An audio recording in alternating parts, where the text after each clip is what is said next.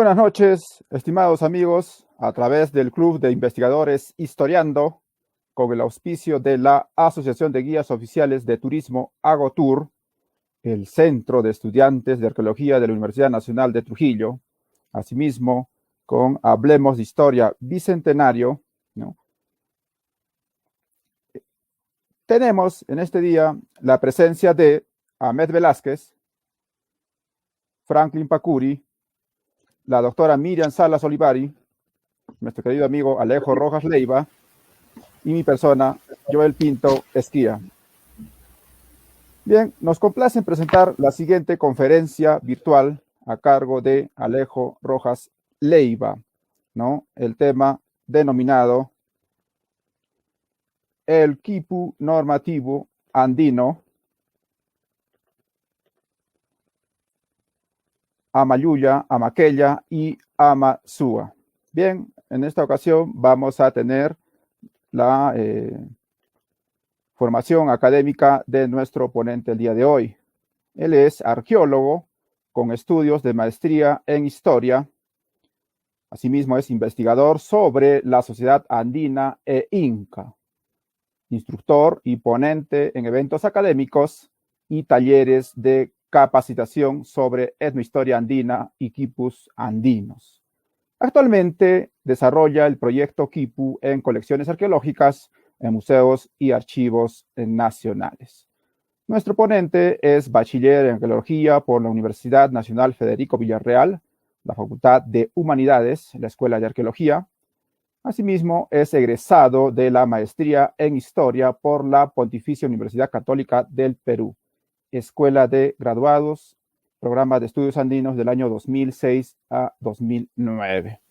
Asimismo, es coordinador del proyecto Quipu en el Museo Nacional de Arqueología, Antropología e Historia del Perú, Ministerio de Cultura del año 2007 hasta el año 2011, ¿no? Y asimismo, pues, organizador de varios eventos de la especialidad y que está relacionado todo al tema de los quipus, que muy bien el día de hoy nos va a hablar sobre esa temática.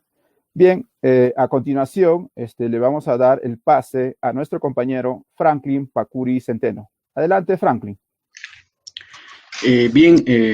Quería saludar al público, de muy buenas noches y también felicitar por la parte que nos va a brindar el arqueólogo Alejo Rojas, que es una trascendencia que, bueno, siguió los pasos, así como se puede comprender, de Hugo Pereira, un gran personaje que había estudiado pues los quipus y quien continúa tal vez de esta forma Alejo Rojas.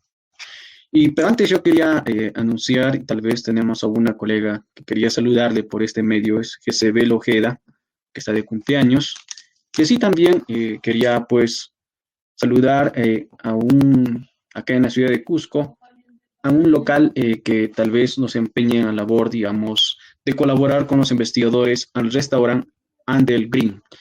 Ya los investigadores cuando estén acá en Cusco tendrán una acogida en este local acá en la ciudad de Cusco. Bueno, para dar a conocer el paso relativo a lo que hoy se conoce las quilcas o quipus, lo que nosotros tenemos que ver este esquema es de que tenemos propuestas por muchos investigadores y a las cuales que voy a indicar sería uno, la propuesta de Marco Curátula y José de la Puente, que tienen un trabajo del quipu colonial. Bueno, es un tema también relativo a entender si es colonial o virreinato. Por otro lado, también quería decir, hay trabajos de Gary Hurton, que ha estudiado bastante este trabajo relativo a los quipus. Y los trabajos que hace, pues, William Burr. Y a través de esto quería llegarles a indicar de que también hay trabajos que ya se dio a conocer por la escritora o periodista que es Alfonsina Barrionuevo, un texto referido al tema. Por otro lado, también tenemos que invocarnos de que ya pronto también se lanza la publicación del texto de la doctora Lidia Fosa relacionado a los quipus, que lo daremos a conocer esta presentación por este medio virtual también. Lo que sí también quería tocar de que nosotros acá en la ciudad de Cusco, y también pues quería decir de que hay un historiador llamado Víctor Ángeles Vargas, quien en su tiempo de estudio y su vocación a la historia, el personaje estudiando este tema no estudia los quipus, sino ha tratado de comprender de lo que hoy se conoce a través de la arquitectura inca, las protuberancias que sobresalen en los muros, comprendiendo de una forma que esto sería una escritura ideográfica. Eso es lo que plantea este historiador ilustre cusqueño, Víctor Angles, sobre esta escritura ideográfica.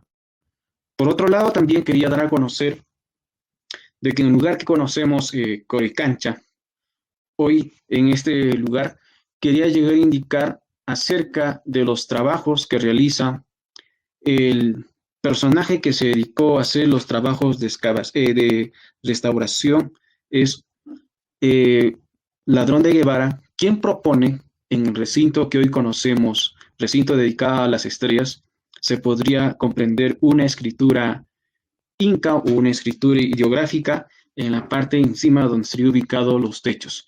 Entonces, estos son, digamos, propuestas que se manejan por diferentes investigadores que vienen desarrollando este pensamiento. Y en sí también quería decir, no podemos decir si es lo correcto o relativo, porque también hay propuestas que lanza pues el arqueólogo que es Federico Camandoy, indicando de que la escritura se podría comprender acerca de estos quipus o la contabilidad desde la mano. Entonces, son cosas que debemos seguir analizando y profundizando.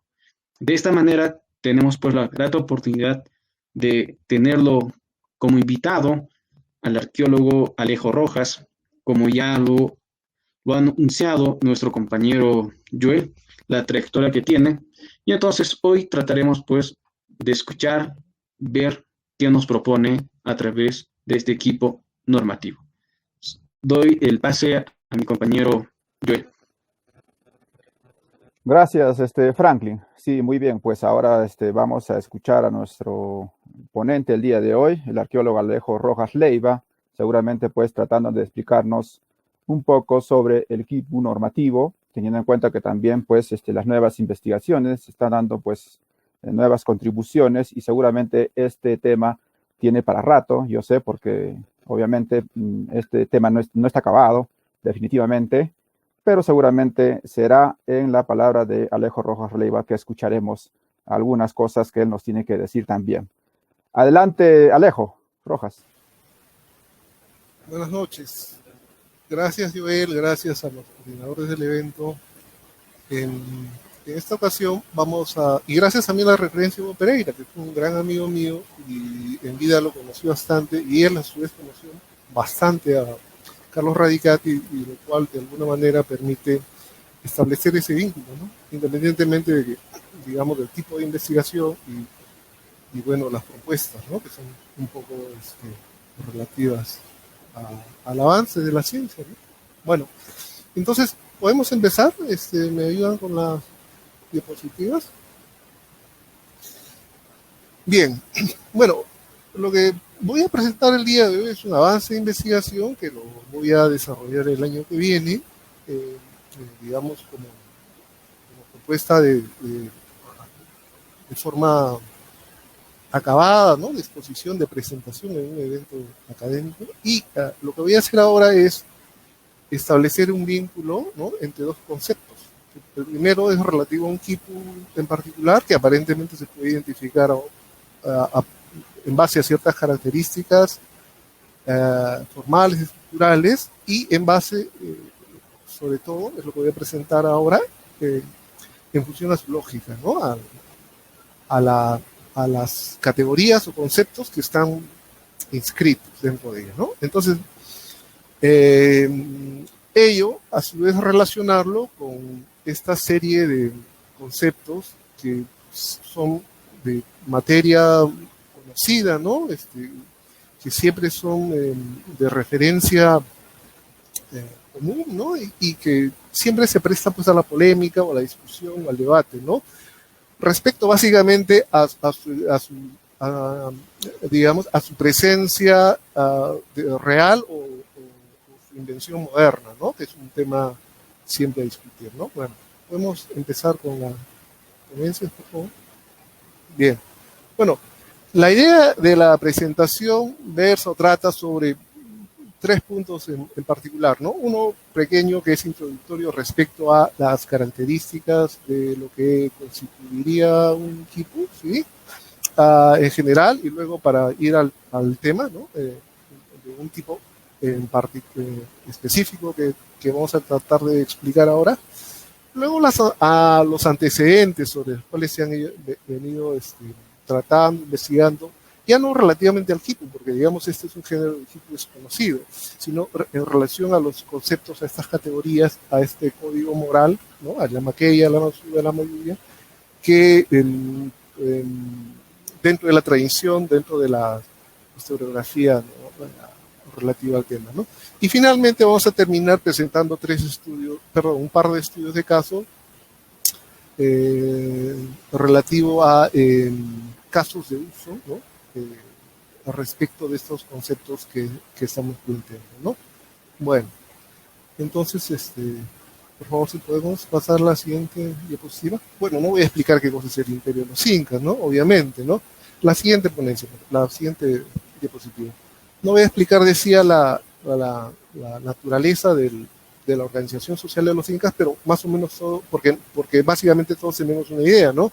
La idea en este caso es inscribirlo dentro de un contexto en particular, que es, digamos, una propuesta nueva que trata de explicar cómo funciona el orden estatal inca, ¿no? Entonces, lo que usualmente tenemos en la cabeza, ¿no? Lo que nos imaginamos como asociación directa a un quipu es al personaje que está detrás del quipu, ¿no?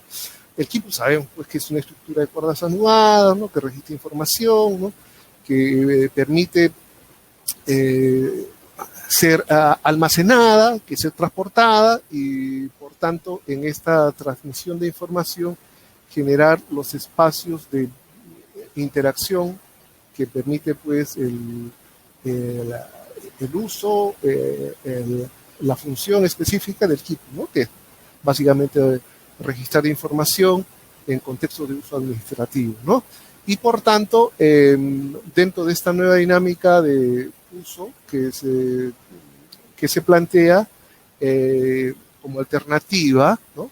Tiene que hacer referencia a la forma convencional que tenemos del quipu, ¿no? ¿Cuál es la idea nuestra respecto a los quipus, ¿no? En principio, ¿no? Después, esta idea que tenemos respecto a los quipus en su distinción como quipus numéricos y como no numéricos, ¿no? Y esto pues ya tiene un siglo de existencia, ¿no? Esta idea, ¿no? Respecto a que hay un género de quipu que es conocido y hay otro género de quipu supuesto que es desconocido. El primero es de naturaleza numérico, es decir, contable o estadístico, y que el quipu que contrastaría, ¿no? El quipu residual, el quipu derivado de ¿no? Que no sería numérico, pues sería no numérico o sería atípico. Pero ello es ambiguo, porque ello es una definición derivada, ¿no es cierto? ¿No? Simplemente lo que no es numérico, ¿no? Pero en realidad este concepto de no numérico se ha asociado a otro concepto que supuestamente deriva de las fuentes, que hace referencia a un género de quipu de carácter histórico o narrativo, ¿no? Entonces, eso básicamente es la construcción que todos tenemos en la cabeza en relación a cómo funciona el sistema, ¿no? Entonces, de lo que se trata ahora es de plantear una lectura distinta, una lectura alternativa a esto, ¿no? Y en la cual, pues, se inscribe un género de quipu que no voy a detallar ahora, ¿no? Que se trata del quipu clásico, convencional, que tenemos referencia, ¿no? O que es conocido, ¿no? Y que es, pues, el quipu numérico, ¿no?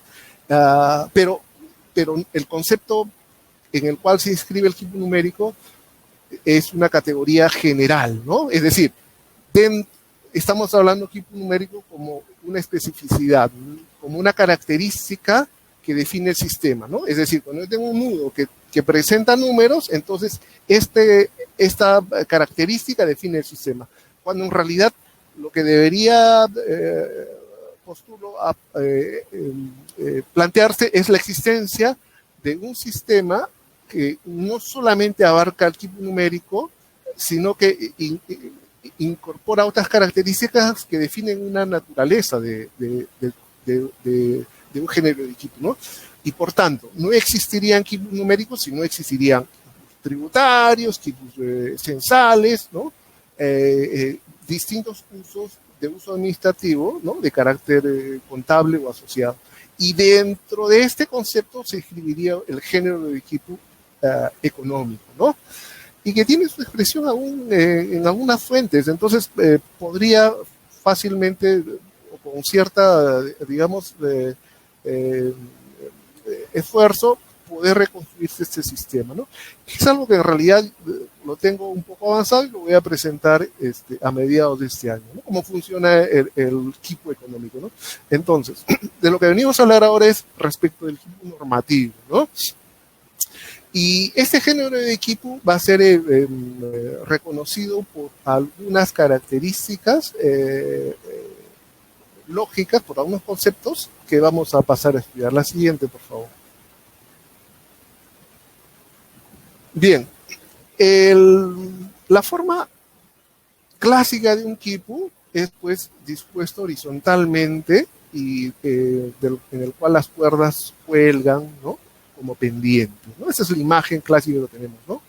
En este caso tenemos la imagen de un quipu que está dispuesto de manera radial y tiene una ventaja, pese a que, digamos, no es la forma usual en la cual podríamos esperar la disposición de un quipu inca, pero el número de cuerdas ha habilitado la necesidad de hacer el montaje en esta forma dispuesta radialmente, ¿no? Y ello ha permitido, por fortuna, reconocer que tienes segmentos o partes que son identificables con alguna facilidad, ¿no? Y en este caso corresponden a una distinción entre dos grandes segmentos que tiene este quipu, ¿no? Y a la vez, dentro de los segmentos, dentro de las dos partes hay segmentos, ¿no? Al final se resume en 6 partes, ¿no? 3 a un lado, 3 al otro lado, ¿no? Pero cuando uno hace la suma de los valores que registran las cuerdas colgantes, esto lo hizo Tello y sus discípulos, lo que ocurrió fue que encontraron que 3 de estos grupos, ¿no? Que corresponden a la mitad del quipu, son valores parciales que son totalizados en uno de los siguientes grupos, ¿sí? Y al sumar este grupo que ya reúne los 3 parciales que hemos visto antes, los 3 primeros, al sumarlo con el otro componente, ¿no? De esta segunda mitad del quipu, suman un total que están registrados en la primera parte del quipu. Es decir, tenemos un primer grupo de cuerdas que totaliza 2 segmentos y uno de estos segmentos es detallado en los 3 grupos siguientes, ¿no? Y lo que tenemos es un sistema de jerarquía de valores, ¿no es cierto? Hay valores parciales, hay valores semitotales y hay un total. Es decir, tenemos una jerarquía administrativa o de valores en las cuales se van resumiendo, se van sintetizando y establecen una secuencia que permite identificar como 3 niveles de administración, ¿no? Y en este caso corresponde a un quipu procedente de Nazca, y podríamos identificar que en realidad constituye un registro detallado de un nivel intermedio, en este caso el sector A, detallado, ¿no? En las 3 últimas cuerdas, pero a la vez totalizado en el nivel superior, ¿sí? Pero lo que tenemos en este quipu en realidad solo es el detalle, ¿no? Y claro, sus relaciones, pero básicamente es el nivel intermedio, ¿sí? Y es más o menos así como funcionan los quipus, y eso es, digamos, este es el mayor avance que se ha realizado en el estudio de los quipus, ¿no? Entonces, la posibilidad de controlar la información a partir de niveles relacionados de información, ¿no? Y este nivel intermedio permite ser contrastado con otro quipu, por ejemplo, en este caso tendríamos su contraparte, otro quipu que detalla el sector B, ¿no? Es decir, podríamos tener un quipu de la región de Nazca, de la provincia de Nazca, de la provincia administrativa inca de Nazca, y tenemos las 2 parcialidades, A y B, ¿no? El sector A, que sería el Anan, el sector alto de Nazca, está detallado en este quipu, ¿qué nos reportaría la contraparte de este caso? El equipo del sector URIN-Nazca, ¿no es cierto? Donde tendríamos el detalle de B en respectivamente B1, B2, B3, pero lo demás se va a repetir. ¿Correcto? Entonces, este es el modelo básico, este es el sistema de organización de la información Inca, digamos, más sofisticado que se conoce, este es, digamos, el mayor avance que se ha realizado a la fecha sobre el estudio de los equipos, ¿no? Aparte de saber que es base decimal y que tiene convenciones numéricas conocidas, ¿no? Este trabajo fue de Tello, lo comprobó también Asher independientemente. Y tenemos un siguiente, por favor. Sí, la siguiente, ya, perfecto. En este caso tenemos el reporte de Bressin y Hurton que hacen el mismo trabajo, que encuentran el mismo patrón, ¿sí? En el sitio de Puruchuco, acá a la salida de Lima, se encuentra un sitio administrativo Inca que registra una colección de equipos arqueológicos y 6 de ellos, o en realidad 7, de ellos están relacionados, ¿sí? ¿Y cómo están relacionados? De la forma que acabamos de ver, ¿no? Hay un nivel intermedio, que es la acumulación de los valores parciales o detallados, y este nivel medio, que tiene sus contrapartes también, ¿no? Es totalizado en un equipo de resumen, digamos, ¿no? Un equipo de pocas cuerdas que resume 3 AES en este caso, en el valle de Rímac, ¿no? En el valle de Puruchuco, ¿no? De la jurisdicción de Puruchuco, y una de ellas, en este caso, la jurisdicción que está en el medio, ¿no? Tiene 6 niveles de detalle, ¿no? Que es lo que hemos visto en Nazca, ¿no? Ahora, lo interesante en el caso de Puruchuco es que tenemos la contraparte, ¿sí? Tenemos la copia de estos ejemplares, ¿no?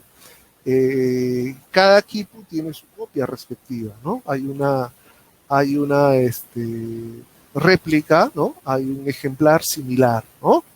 Que reproduce lo mismo, ¿no? Entonces, ya no solamente en este caso tenemos 3 niveles jerárquicos, sino también tenemos la contraparte, ¿no? Que es como algo así como el documento de cargo, ¿no? Probablemente, ¿no? Y, pero es, digamos, una variante del Quipu de Nazca, ¿no?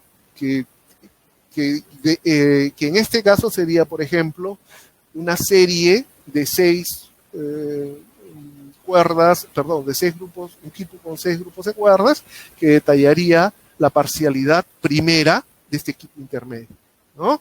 Entonces tendríamos el nivel de detalle de este primer grupo de cuerdas del Quipu intermedio, y también tendríamos otro serie de equipos, o un equipo con 6 grupos que detallen los componentes de este último segmento del Valle de Rímac, ¿no?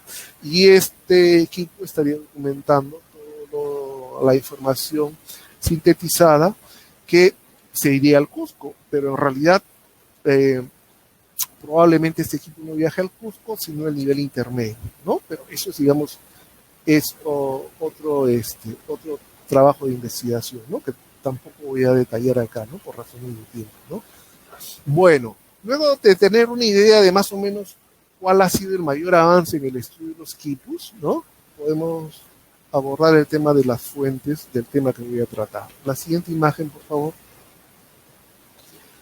Bien, el motivo de la presentación de los quipus normativos se relacionan a esta idea de los conceptos que voy a tratar de relacionarlos, ¿no? La triología o los 3 principios morales que se atribuyen a los incas, ¿no?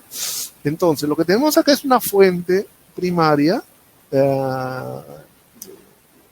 que son informes de servicios, de méritos, ¿no? Como dice acá, ¿no? Informe de méritos y servicios de un personaje que es notable porque ha sido de alguna manera crucial y ha desencadenado un poco la discusión respecto a este tema, ¿no? al personaje Mancio Sierra de Leguizamo se atribuye un testamento. Esa es la historia, ¿no? Y la historia dice de que al fallecer este conquistador, era un capitán español que vino con Pizarro, ¿no? O sea, de los beneméritos, ¿no? Trajo consigo, pues, bueno, tuvo mucha fortuna. Entonces obtuvo, por ejemplo, el Sol de Oro del Coricancha, tuvo, digamos, retribución, ¿no? Por el proceso de la conquista del Imperio de los Incas, y como consecuencia de ello pudo, al final de sus días, hacer un testamento un poco rememorando los acontecimientos que había, pues, sucedido en esta larga vida, ¿no? Es el primer conquistador que entra al Cusco, aparentemente, el primero que llega, ¿no? Con Hernando de Soto, obviamente, con el grupo que llegó al Cusco, ¿no? Desde Jauja, y además es el último en fallecer, ¿no? Es de alguna manera el testamento que escribe él es un resumen, un acopio de todas sus andanzas y aventuras, no solamente en el proceso de conquista, sino en las guerras civiles y en la pacificación y en la instalación del orden colonial, ¿no? Entonces, este personaje tiene evidencia testimonial. La siguiente, por favor. Bien, este testimonio, este testamento del personaje ¿no? Sierra de Leguizamo, es publicado por el cronista Antonio de Calancha, la parte, digamos, fundamental, en la cual hace referencia el conquistador a las características que reconoce como mayores méritos, ¿no? Respecto de lo que él percibe, ¿no? del orden inca, ¿no? Entonces, hace una declaración un poco, digamos, con una suerte de rememoranza, ¿no? Del bien perdido, ¿no? Para hablar en términos del Inca Garcilaso, ¿no? Entonces, es un poco el arrepentimiento que hace al final de su vida de qué es lo que ha destruido, ¿no? Entonces, esto es un poco el elemento desencadenante que luego va a traer mucha cola y que vamos a ver a continuación, ¿no? La siguiente, por favor. Bueno, esto es básicamente lo que dice, ¿no? Es, digamos, el tema que ha sido, pues, sometido a escrutinio y a debate y a discusión, ¿no? La referencia a que en el imperio de los incas no había ladrón, no había hombre vicioso, no había holgazán, mujer adúltera, ni mala, ¿no? Y por tanto, esta referencia textual ha sido sometida, pues, un poco a debate, ¿no? En principio se le dio una verosimilitud, pues, notable, ¿no? Por el personaje mismo, ¿no? Por la historia que encierra el ciclo vital de este personaje, ¿no? Pero los calificativos respecto a la no existencia de estas vicios, ¿no? O las virtudes que se conservarían es, pues, lo que ha generado esta discusión, este debate, ¿no? La siguiente, por favor. Bueno, se ha documentado bastante esto, por tanto no voy a detallar, ¿no? Básicamente lo que se ha evaluado en el siglo XX y en el siglo XIX ha sido la discusión sobre la naturaleza de este testimonio, ¿no? Y la primera recepción fue obviamente de celebración, ¿no? De valoración, ¿no? De la importancia del testimonio en el siglo XIX, Pero en el siglo XX esto cambió, ¿no? Fue más bien el de una crítica respecto al testimonio y la objetividad, ¿no? Asumiéndose que respondía pues a una idealización, ¿no? del, del personaje respecto del evento histórico y de la sociedad que estaba reflejando, ¿no? En este caso es Hipólito Unanue que presenta, que es el primero en reivindicar, ¿no? A fines del proceso colonial, ¿no? Y bueno, el semanario, la publicación de Mercurio Peruano, pues es conocida, ¿no? Tiene un rol importante dentro del proceso del inicio, ¿no? Del desarrollo de la intelectual, ¿no? Del orden del proceso de independencia, ¿no? Entonces, en estas publicaciones hace por primera vez Hipólito Unanue una referencia a este testamento de Mancio Serra de Leizamo, ¿no? Obviamente reconociendo pues la vital importancia de ese testimonio, ¿no? Y del testimonio en particular de ese párrafo, ¿no? Siempre se acude a ese párrafo como el agente que desencadena la polémica respecto de la lectura que podemos tener del orden inca, ¿no? Como finalmente podemos reducir toda la discusión a la existencia, al valor del testimonio que fundamenta la existencia de un orden social precolonial en el Nuevo Mundo, ¿no? Es una cosa notable, ¿no? Bueno, la siguiente, por favor. Bueno, como decía, en el siglo XIX y XX se ha discutido mucho, no vamos a detallar nada, ¿no? Pero sí podemos hacer referencia a algo en particular. Lo que se ha atribuido normalmente a estos principios normativos incas es la relación de una serie de tres, ¿no? Es una terna de tres principios, ¿no? Por tanto, las normas morales incas serían en un número de tres, aunque fuese una invención moderna, ¿no? Que es la tesis del siglo XX, ¿no? Que se asume de que estos principios morales incas han sido inventados en la época de Velasco en el siglo XX, o en la época del indigenismo del siglo XX, ¿no? De la década del 20, ¿no? O se remonta a la época de la guerra con Chile o al proceso de la independencia, ¿no? Del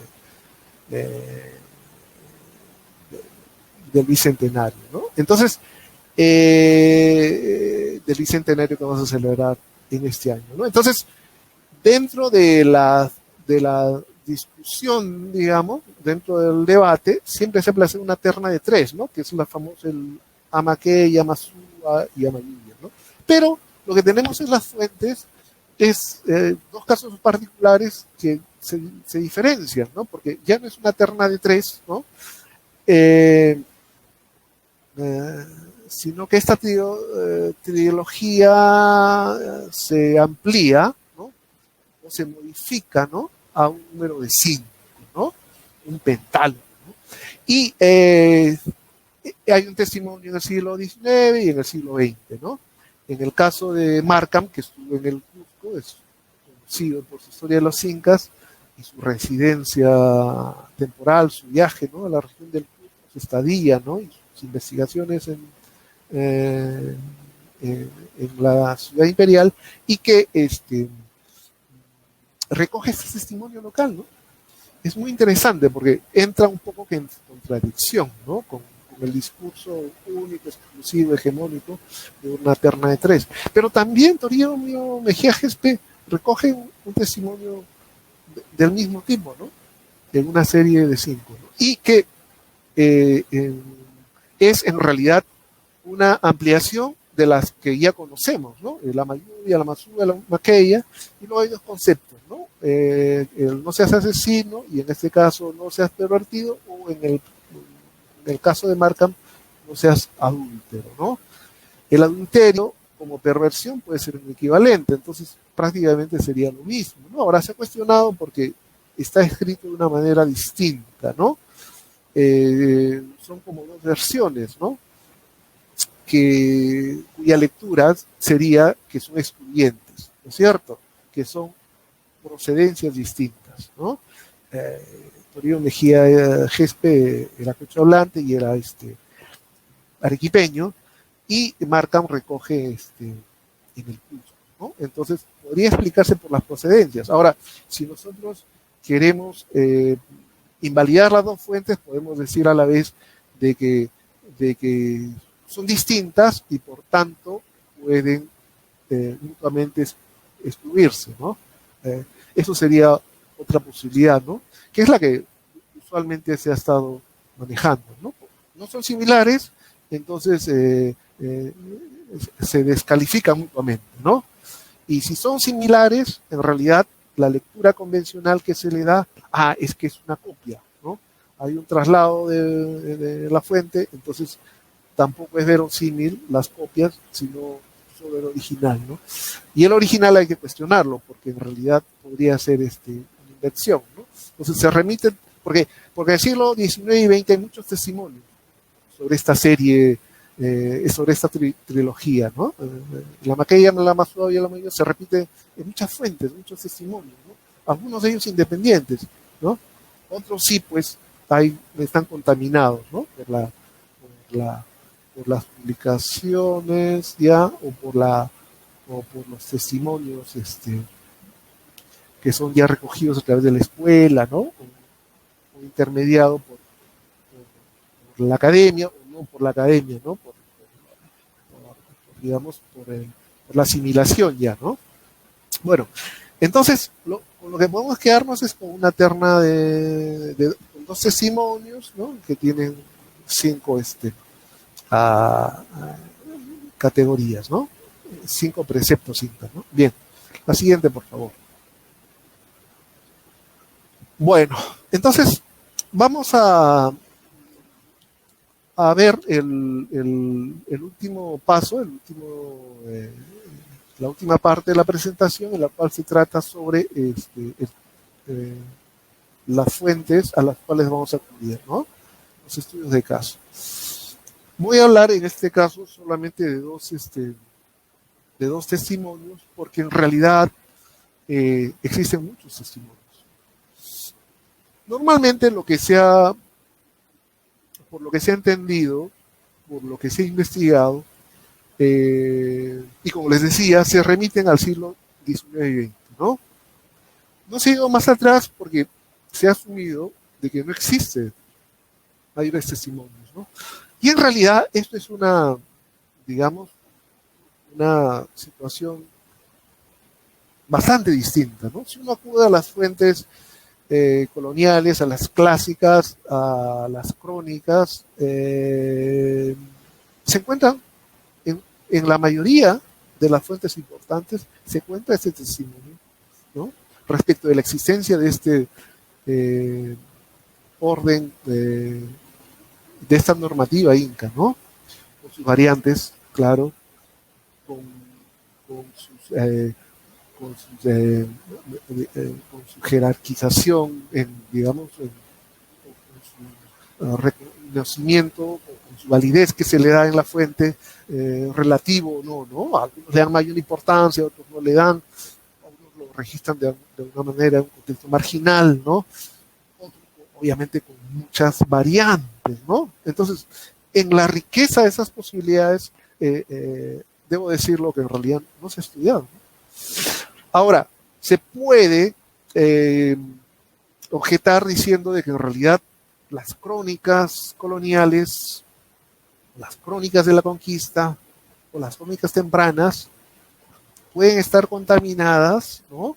O pueden reflejar solo el discurso desde la perspectiva hegemónica del Cusco que normalmente se atribuye, ¿no? A las crónicas, ¿no? Es como un discurso oficial de la lectura de los incas visto solo desde el Cusco, ¿sí? Entonces, normalmente se puede se puede descalificar o objetar las crónicas o los testimonios o fuentes tempranas en esa medida, ¿no? De que no hay un testimonio que sea, digamos, ajeno al Cusco, ¿no? O que no registre la versión oficial del Cusco, ¿no? No hay una lectura contrahegemónica, ¿no? No hay una lectura periférica, ¿no? Que pueda contrastar justamente esas fuentes en las cuales se puede reconocer por lo menos 10, ¿no? De las más importantes fuentes que documentan este tipo de uso, ¿no? de la normativa inca, ¿no? Entonces, a lo que yo acudo son a los testimonios, pues, locales, ¿no? A los testimonios periféricos. En este caso es el testimonio conocido como la relación de Chincha, y que es un documento temprano, es el testimonio más importante de la costa prehispánica, ¿sí? Es un documento histórico que mejor registra, ¿no? La historia local, que ha sido ponderada por María Rosterowski y bueno, en realidad no ha sido tan estudiado, ¿no? Pese a que ha sido publicado tempranamente y, ¿no? En este caso tenemos la primera edición de la colección de documentos inéditos de la historia de España en 1867, ¿no? Y es un documento conocido, pero no ha sido en realidad aprovechado, me parece, en profundidad, ¿no? Y este testimonio refleja en un apartado, ¿no? Respecto al orden legal, ¿no? Del señorío de los incas, del señorío Chincha en la época de los incas, ¿no? Entonces, ¿quiénes lo testimonian? El sacerdote dominico de Chincha, que es Castro, Cristóbal de Castro, y Diego Ortega de Morejón, que es el corregidor, ¿no? ¿Y cómo se realiza? Mediante una reunión de los curacas locales, ¿no? Está el sacerdote, está el corregidor, y están todos los curacas reunidos, y todos hacen una declaración, recogen una declaración del testimonio de todos los personajes involucrados, ¿no? Y es una fuente, digamos, notable, ¿no? Bueno, la siguiente imagen, por favor. Bien, este es el testimonio, ¿no? El testimonio local de la región de Chincha, y la siguiente, por favor. Chincha al sur de Lima, ¿no? Todos más o menos nos imaginamos, ¿no? Bueno, ¿qué dice el testimonio? Voy a leer, ¿no? El orden que tenía el hacer justicia en esa jurisdicción, ¿no? Dice, el que venía a entender en alguna cosa de justicia se llamaba Ochacamayo, que quiere decirle el que castiga los pecados y delitos que hacía. ¿Sí? Delitos es un término, digamos, jurídico, ¿no? Y pecados es un tema, es un concepto que se puede atribuir, pues, a la evangelización y a la colonización, y por tanto se puede inferir de que es producto de ella, ¿no? Es decir, de que en realidad, pues, no estaría reflejando el orden local, sino que testimonia la práctica de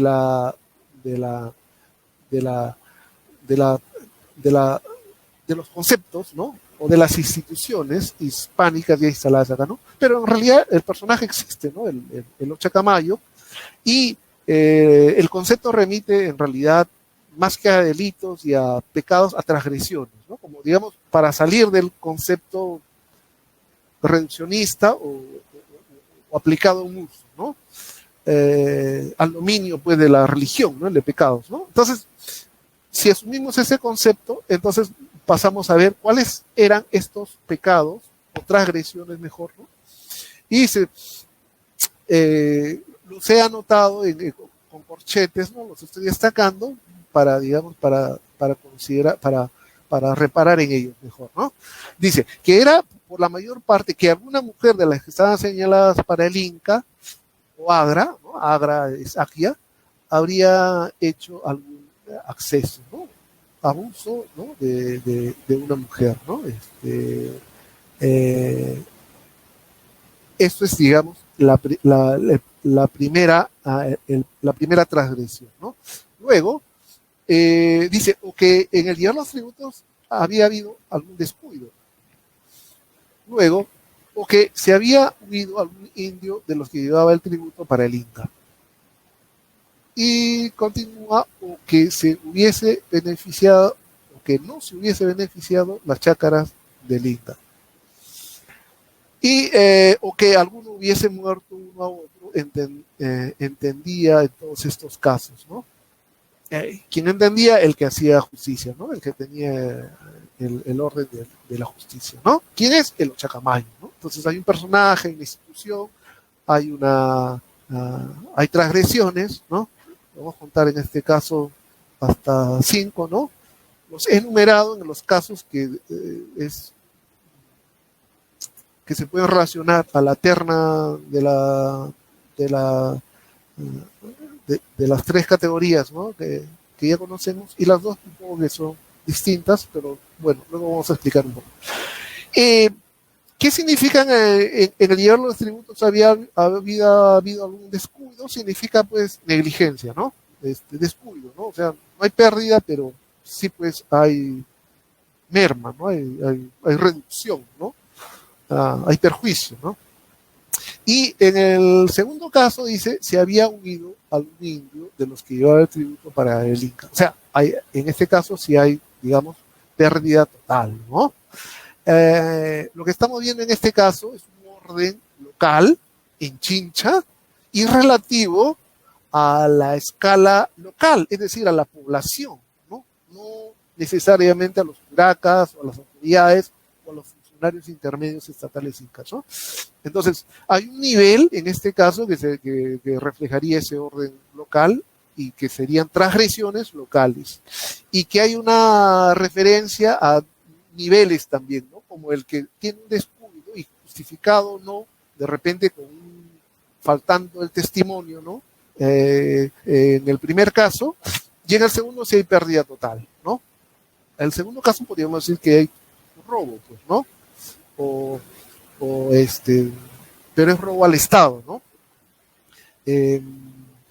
Y en el último caso, en que no hay beneficio de las chacras, o sea, hay abandono, ¿no? Hay cumplimiento con la labor, ¿no? Entonces, eso nos va remitiendo a conceptos que ya hemos visto, ¿no? Que no son familiares, ¿no es cierto? En el tercer caso, después se puede relacionar a la falta de compromiso o la no realización de la actividad laboral, ¿no es cierto? Como el ocio, ¿no es cierto? En el segundo caso nos puede referir a la pérdida o al robo, ¿no es cierto? Y en el primer caso, más o menos justificado, ¿no? Como un falso testimonio, oye, perdí una parte, pues, de la cara y qué sé yo, ¿no? Bueno, y en el primer caso es general, ¿no? Es un atentado contra las Aquias, ¿no? Es un abuso de una mujer, ¿no? Y que es el delito mayor, ¿no? Y finalmente, la muerte, ¿no? El asesinato, ¿no? El que hubiese muerto uno, entendía en estos casos. Bueno, eso es el testimonio de Chincha y pasamos al siguiente caso. Bueno, de Chincha de la costa nos vamos a la sierra. En la época de los incas, todos sabemos que había una distinción en 4 partes del mundo, ¿no es cierto? El norte, el Chincha y sur, y el sur, el Collasuyo, el oriente, por donde nace el sol, donde está Machu Picchu, el Antisuyo, y el oeste, en la región de Arequipa, el Contisuyo, ¿no es cierto? Pero además de esa división, ¿no? Esa cuatripartición a partir del Cusco, había una distinción tributaria, eso está documentado, que distinguían el tributo de la costa versus la sierra, ¿no? Entonces, tenemos un testimonio de la región de Chincha y Suyo, que además era la más importante, la jerarquía ordinal de los incas, y pasamos entonces de un testimonio de los yungas, que era el nombre de la región, ¿no? Para la costa, a la zona fría, ¿no? En la región de Huánuco, ¿no? De los Chupaichos, ¿no? En este caso ya no es un señorío grande como en el caso de Chincha, sino es una jurisdicción menor, ¿no? Que está constituida por 4 guarangas, ¿no? O sea, 4 unidades de 1000, ¿no? 4000 tributarios, ¿no? Ahora, hay un mito también que siempre se ha relacionado a los incas respecto de que si 4 guarangas o una guaranga refleja una población que es equivalente a un número exacto, ¿no? De 4000, ¿no? Ello se sabe que en realidad es relativo, ¿no? Puede haber un poco más, un poco menos, ¿no? No es, pues, estricto, ¿no? Y la ausencia de evidencia de tal evento, de tal hecho, no invalida el sistema, ¿no? Porque justamente es adaptación, ¿no es cierto? El hecho que yo no encuentre testimonio de poblaciones, 1, 2 o 3 pachacas, o sea, grupos de 100, no significa que en la época de los incas no existiese el sistema, ¿no? Eso ya se ha demostrado, ¿no? Eso ya se ha reconocido, ¿no? Bueno, la siguiente, por favor. Bien, respecto al testimonio de Huánuco, ¿no? De los Chupaichos, tenemos un testimonio que es tan sorprendente como el de Chincha, ¿no? Dice, y cuando el dicho inca gobernador venía a visitar las 4 dichos guarangas, si hallaba un cacique o principal culpable, dice, en 5 culpas muy principales, como era, ¿no? Le he puesto A, ¿no? Entre corchetes nuevamente lo he añadido yo, lo he resaltado con amarillo, obviamente, es mío. No haber obedecido lo que el inca, señor principal, había enviado mandar o haber querido rebelar contra él, ¿no? El desafío máximo, ¿no? El atentado máximo, ¿no? Como en el caso de Chincha vimos un ejemplo, ¿no? El abusar, ¿no? De una mujer, ¿no es cierto? Podría ser una referencia general, en este caso, a una versión, a un caso específico, ¿no? Que además es testimoniado en el caso de Chincha, ¿no? Porque hay un apartado en la relación de Chincha que habla de que un cacique pues abusa de una mujer escogida del Inca, ¿no? Bueno, entonces seguimos, dice, y haber tenido negligencia en recoger o llevar los tributos. Nuevamente estamos ante la misma idea, el mismo concepto de Chincha, ¿no? El abandono, ¿no es cierto? Luego, la siguiente, como eso, no haber hecho los sacrificios que 3 veces al año eran obligados de hacer, ¿no? Nuevamente, en este caso, una referencia específica a no haber realizado los tributos, no haber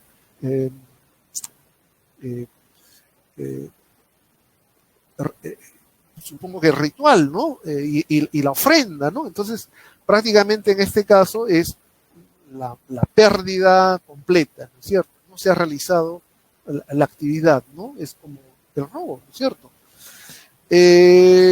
Y 3, y como era haber ocupado a los indios en su servicio haciendo ropa o hacer otras cosas para él, para el curaca, ¿no? Se está refiriendo, ¿no? Porque en este caso estamos hablando de los delitos de los curacas, de los caciques, ¿no? Ya no estamos hablando de los tributarios, como en el caso de Chincha, ¿no? Es un testimonio, ya no escala a nivel inferior, a nivel de tributario, ¿no? Sino a nivel intermedio, ¿no? Dejando de hacer lo que le tocaba, ¿no? O sea, el haber ocupado los indios, haberle quitado o haberle destinado a otra función, ¿no? Y por tanto no haberse dedicado a las chacras del Inca, como dice en el testimonio de Chincha, ¿no? ¿Eso qué significa? Que en realidad hay un abandono, ¿no es cierto? Y ese abandono a nivel, pues, digamos, en la práctica para el Estado, ¿qué significa? De que, pues, el abandono significa de que no ha habido el compromiso, la presencia, ¿no? como en el caso de Chincha, que no ha sembrado las chacras del Inca, que podría pues remitirnos a la perspectiva estatal de que se ha incumplido con el compromiso como Barragán, ¿no? Como que se ha dedicado al ocio, ¿no? Aunque en este caso la referencia es a que se ha dedicado a hacer ropa y cosas para el Curaca, ¿no? Y finalmente dice otras cosas semejantes. Ya no habla en este caso, con el de Chincha, del asesinato, ¿no? De la muerte de alguien, ¿no? Que es un delito que sí se hace referencia. Pero dice, siendo 5 culpas, le quitaba el señorío, ¿no? Al Curaca, al cacique de la localidad, ¿no? Nuevamente repite que son 5 culpas, ¿no? Y que podemos asumir que esta última sí constituye también un delito, ¿no? Aunque no precisa que es el delito, ¿no? Por tanto, la siguiente imagen, por favor. Si me acompañan, podemos pasar. Ya. Perfecto. Para terminar, si comparamos y contrastamos los testimonios, el de Chincha y el de Huanuegosa, vamos a encontrar que en realidad es un patrón pues, muy similar, ¿no? Hay una referencia al no robar, hay una referencia al no mentir, en el primer caso, ¿no? Podría asociarse al no mentir, y en el tercer caso al no ser haragán, ¿no? Al no dedicarse al ocio, ¿no? Al no ser ocioso, ¿no? Entonces, los dos casos, en el A y el B y al final, en el primero es el caso de una transgresión máxima, ¿no? Que puede hacer referencia al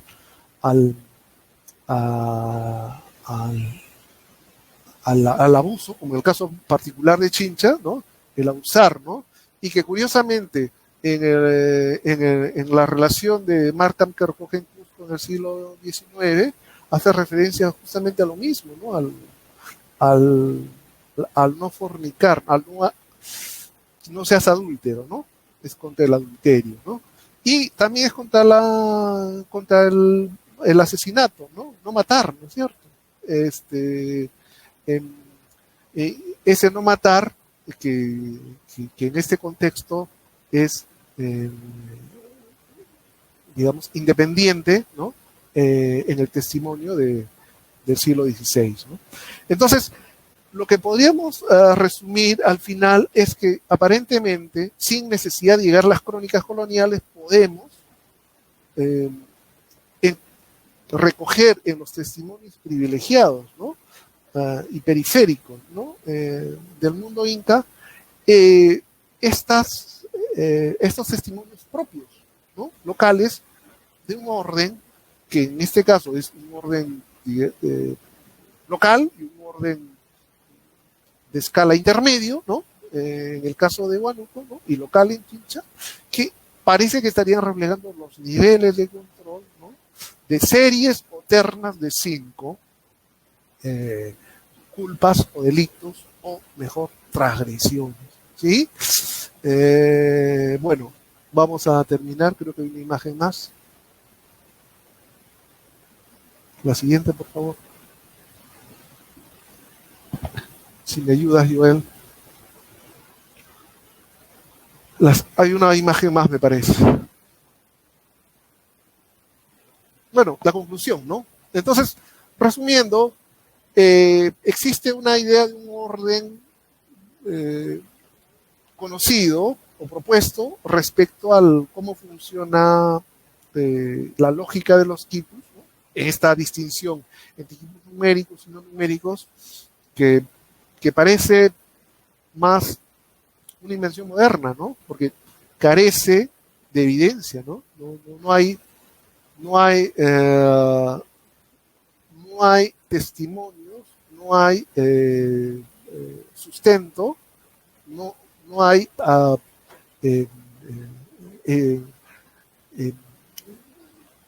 una suerte de acumulación o una forma para poder inferir, ¿no? Datos, ¿no? Para poder inferir respecto de la identificación de un quipu de carácter numérico, ¿no? los quipus de carácter numérico en realidad son quipus de carácter económico que están aplicados a diversas esferas de acción de la economía doméstica, de la tributación, de los censos, ¿no?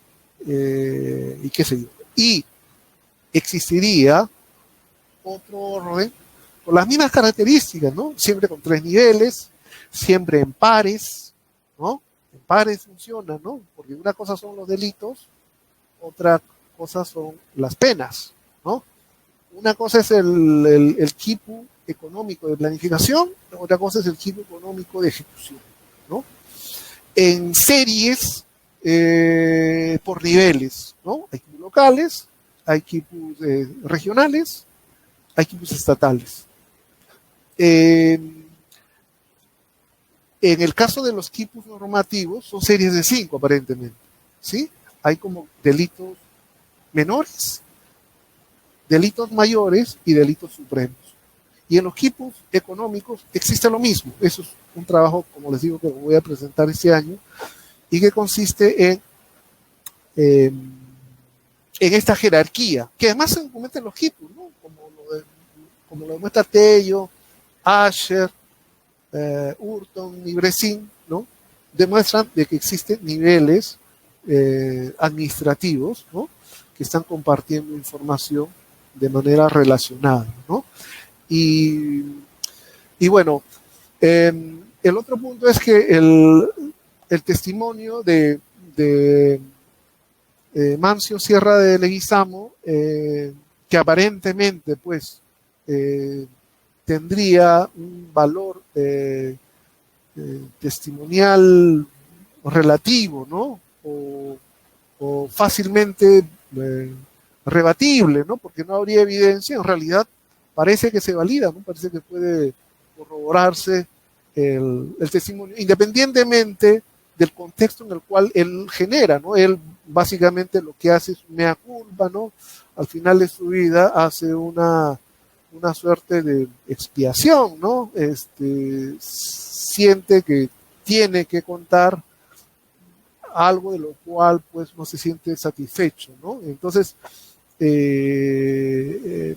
pero ello no necesariamente invalida los demás testimonios, ¿no? O sea, en muchas, como les digo, ¿no? No se ha estudiado, infortunadamente, eso lo voy a presentar el próximo año, no se ha documentado cómo en las fuentes coloniales existe pues abundante información de este orden que estoy presentando ahora de manera inédita, ¿no?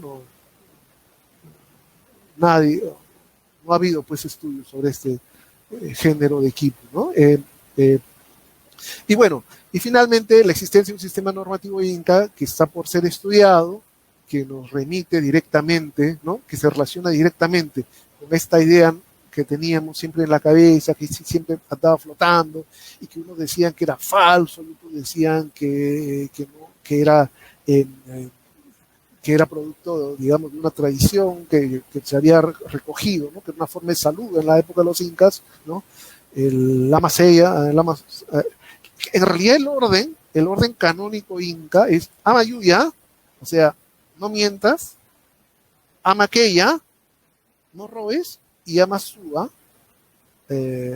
Amasúa al final es no robes, y Amaqueya es no haraganés, no ser ocioso, ¿no? Ese es el orden canónico, ¿no?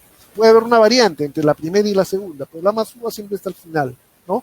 Eso también es motivo, digamos, de una presentación en particular, ¿no? Sobre el tema. Pero la idea es de que cuando tenemos un sistema normativo, las características, digamos, la forma de cómo se presenta esto, por la abundancia de testimonios, podría corroborarse que no resulta nada complicado, ¿no? Documentar dicha práctica, ¿no? Los incas tuvieron un sistema normativo, los incas emplearon esta trilogía, ¿no? De conceptos morales. La historiografía nos dice que esto no funciona, que es una invención moderna, ¿no? Que se atribuye a distintos actores y lo XIX, en el siglo XX, ¿no? Lo que puede quedar ahora más o menos claro es que en realidad no se había investigado, ¿no? Y no se había podido, por tanto, reconocer la naturaleza de ese sistema, ¿no? Digamos, en qué medida la presencia del orden inca se está manifestando a nivel local, ¿no? No solamente hay un orden económico, ¿no? Que es un brazo del Estado, sino también hay un orden de control social, ¿no? Hay una normatividad, ¿no?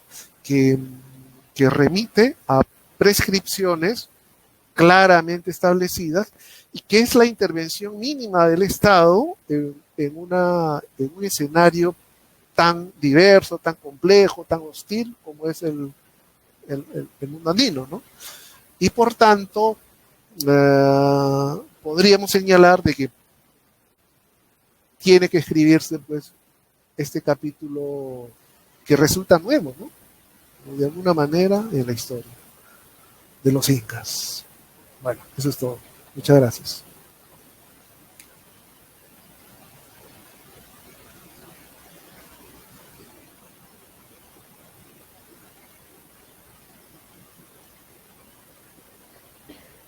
Perfecto, Alejo Rojas, más bien muchas gracias por la temática que el día de hoy nos has impartido. Yo sé que seguramente por ahí están rondando algunas preguntas ya de nuestros escuchas el día de hoy del Club Historiando y también, por supuesto, a lo largo y ancho de los que han estado también presentes el día de hoy, que han estado enganchados. Pero bueno, ahora sí vamos a dar paso a los comentarios de la doctora Miriam Salas Olivari sobre la temática que el día de hoy nos has traído sobre el quipu normativo. Adelante, doctora Miriam Salas. Bueno, muchas gracias. Muchas gracias por permitirme una vez más estar aquí comentando las exposiciones tan interesantes como la de Alejo Rojas sobre los quipus, ¿no? Ahora, los quipus en realidad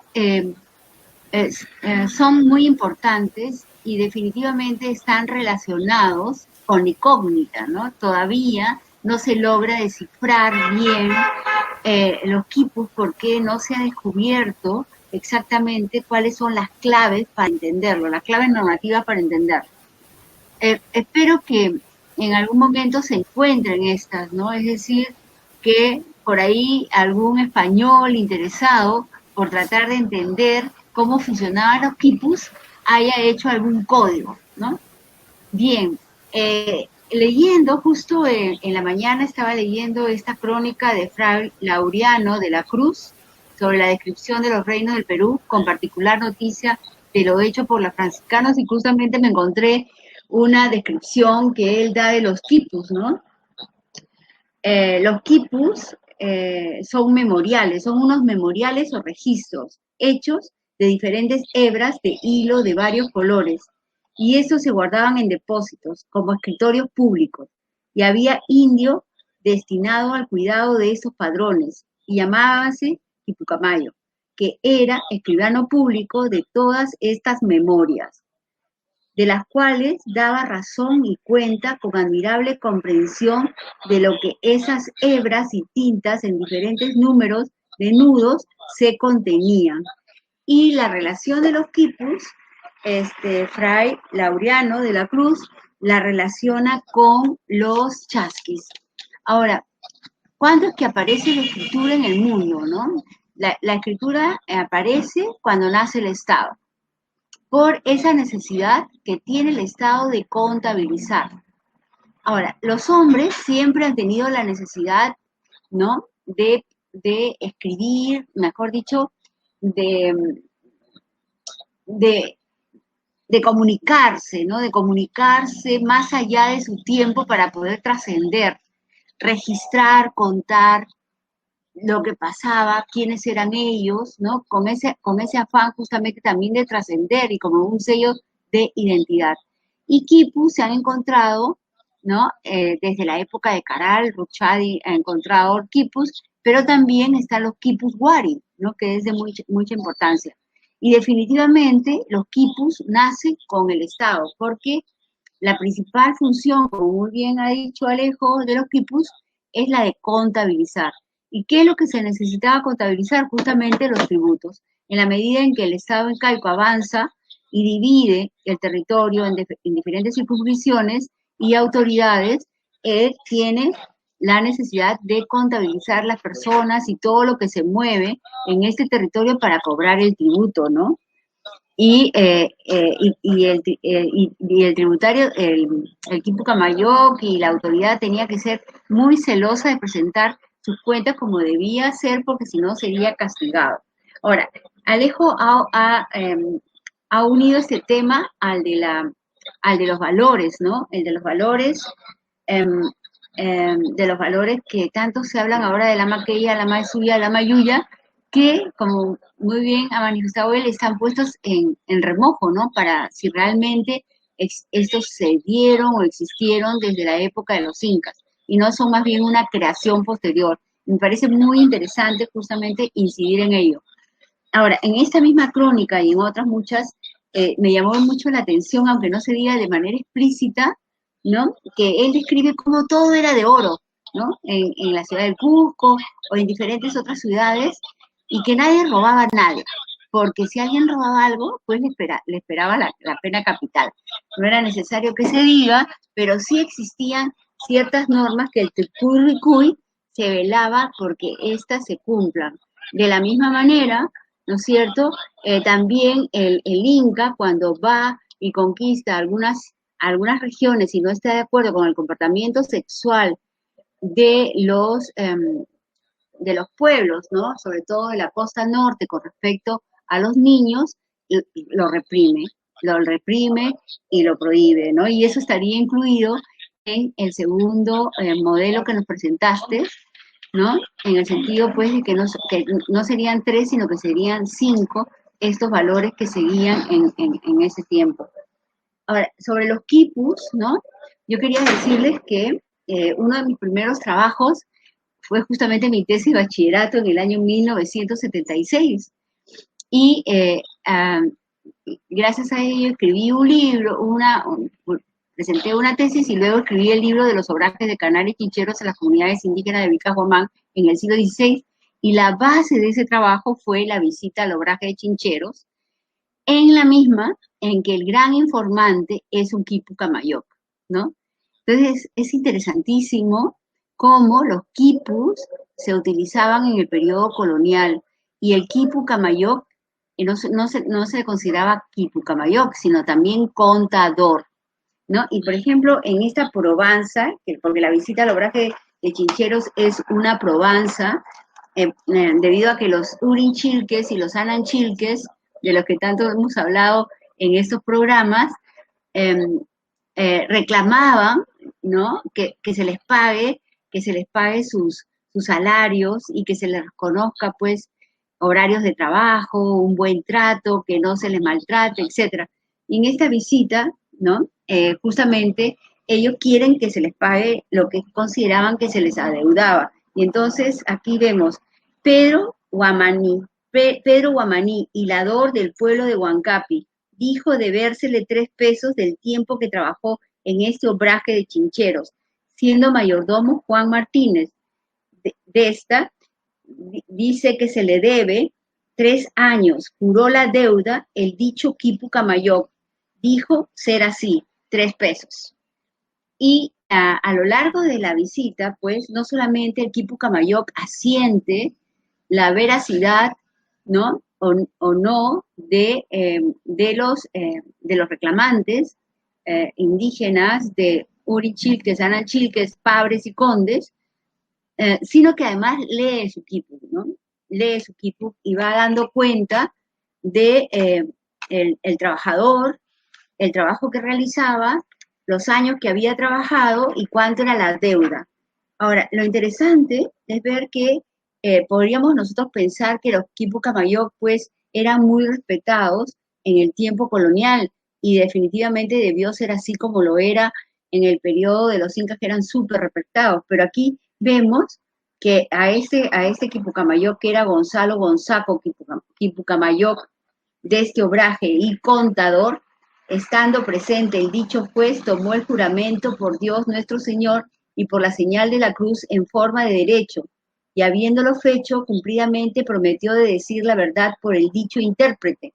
Y preguntado por la declaración del dicho Alonso Toma, dijo que puede haber en tiempo contenido en la declaración que el dicho Gaspar de Marquina vio que este testigo, que por ser le pidió la tasa o dinero que monta por los caciques, se le pedía el dicho Gaspar de Marquina, le dio bofetones y le echó unos grillos porque dijo que se quería ir y no trabajar. Entonces, es interesante ver cómo en los primeros obrajes y en las primeras haciendas, el manejo del obraje estaba en manos del Quipu Camayoc, ¿no? Y entonces el Quipu Camayoc era el que registraba todo lo que ingresaba, todo lo que salía del obraje, quiénes trabajaban, qué materiales se utilizaban en la elaboración de determinadas piezas de tela, ¿no? Así como también era el encargado de entregarle al curaca o al cacique la tasa del tributo. Entonces, en esta oportunidad lo que estamos viendo es que el arrendatario del obraje castiga al Quipu Camayoc por haber entregado, ¿no?, la tasa sin su consentimiento.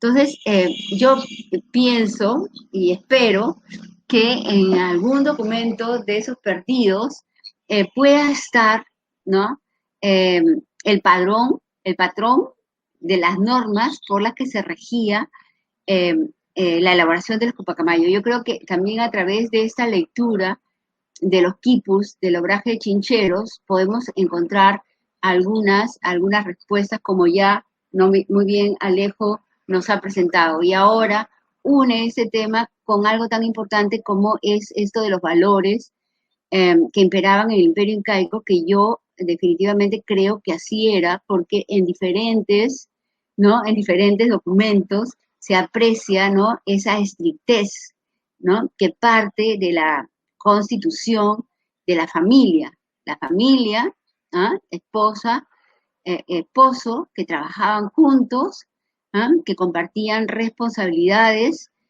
y además de eso, que siempre estaba la esposa presente trabajando junto al marido, ¿no? De tal forma pues que el adulterio era terriblemente penado, ¿ya? Y entonces ya tenemos que también el adulterio era penado y que había la obligación de decir siempre la verdad, porque nos movíamos dentro de una sociedad normalizada desde el curaca, que era el representante del Inca y era el que daba, ¿no es cierto?, las normas al interior de la comunidad, que a su vez era controlada por el que todo lo miraba, por el que todo lo veía. Bien, muchas gracias y bueno, estos han sido algunos alcances para contribuir un poco más o añadir un poco más a lo que ya señaló Alejo en esta interesante exposición. Y mi pregunta, sí, para mí sería muy interesante seguir insistiendo, ¿no?, sobre desde cuándo se usa exactamente este código de Amasuya, Amaqueya, Amayuya. Muy bien, gracias. Muchas gracias, doctora Miriam Salas, por sus comentarios para nuestro ponente el día de hoy, Alejo Rojas Leiva, bueno, que justamente nos ha traído un tema del quipu normativo. Bien, en tal sentido, vamos a empezar, Alejo, con las rondas de preguntas. Y claro, y voy a empezar al revés, te voy a ser franco, con las preguntas que acá me hacen, pues, los escuchas de acá de manera virtual. Y hay una que va directo, ¿no? Aunque tú ya nos has dado una posición contrastando justamente con las fuentes, ¿no? Entonces, pues, acá te la transmito, ¿no? Nos dice José Luis, ¿no? Buenas noches. Una pregunta para el arqueólogo Alejo Rojas. ¿Por qué Juan José Vega menciona a los preceptos, debe ser, incas, como inventos coloniales, republicanos y hasta contemporáneos? Adelante, Alejo. Bien, gracias por la pregunta. En realidad es algo que debemos preguntarnos todos nosotros. O sea, no se trata de evaluar o cuestionar la obra de Juan José Vega, ¿no?, que es un reconocido investigador, especialista en fuentes, desde una versión como se llamó, de los vencidos, ¿no? O sea, fue alguien que tuvo un esfuerzo prolongado de investigar y difundir la forma alternativa a la versión oficial, al discurso hegemónico, que era pues el de encontrar el testimonio propio del hombre andino para poder documentar la historia, ¿no? Esta idea que plantea Juan José Vega es en realidad parte de un fondo común. Hay que reconocerlo, ¿no? O sea, pese al esfuerzo notable que hace él y algunos otros pocos investigadores, la verdad es de que tan fuerte ha sido el discurso hegemónico que a veces, muchas veces, las lecturas críticas y las lecturas contrahegemónicas no han superado tal perspectiva, ¿no? Y eso es notable no solamente en el caso de él, ¿no?, sino en toda una serie de investigadores que les han sucedido, ¿no? Esto es en realidad es una invitación a la reflexión, ¿no? Porque si las fuentes más tempranas y más acreditadas lo documentan con un rigor pues extremo, ¿no? No sé si pueda, digamos, haber evidencia tan contundente, ¿no?, para un testimonio, ¿no?, de esta naturaleza. O sea, que fuentes tan tempranas y acreditadas, ¿no? En el caso de la visita a los Chupaichos, pues ha sido una fuente única, ¿no? De manera temprana, cuando se publicó, ¿no? Que Murra pues hizo de alguna manera una suerte de propuesta metodológica para investigar a partir de esta fuente, ¿no?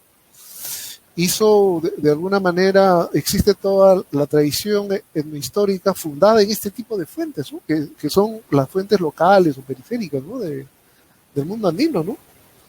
Y si estas fuentes, al ser contrastadas con el discurso supuestamente oficial del Cusco, dicen lo mismo, ¿a qué conclusión podemos llegar? Creo que no es difícil, ¿no? El problema son los sesgos, claro está, ¿no? La forma de cómo uno aborda el tema está basado en preguntas, en supuestos previos. Y estos supuestos no han sido abandonados. Y es más, se los presenta muchas veces como nuevos. Se requiere una crítica entonces profunda, ¿no? Existe la necesidad de volver a las fuentes y hacerle las preguntas que no estén contaminadas, ¿no? Se requieren nuevas preguntas, ¿no?, o las mismas preguntas que no estén cargadas, ¿no?, de los sesgos o prejuicios, ¿no?, que es lógico, todos cargamos, ¿no? Todos tenemos una mirada, una perspectiva de la historia, ¿no? Nadie es ajeno, ¿no?, a la subjetividad. Pero si estoy diciendo que todas las fuentes coloniales tempranas, los testimonios más acreditados, ¿no?, de los cronistas, dicen lo mismo, y todas las fuentes, digamos, locales, ¿no?, más importantes, dicen lo mismo, entonces es obvia la conclusión, ¿no? Hay un problema grave, ¿no? No solamente en Juan José Vega. Bueno, eso diría.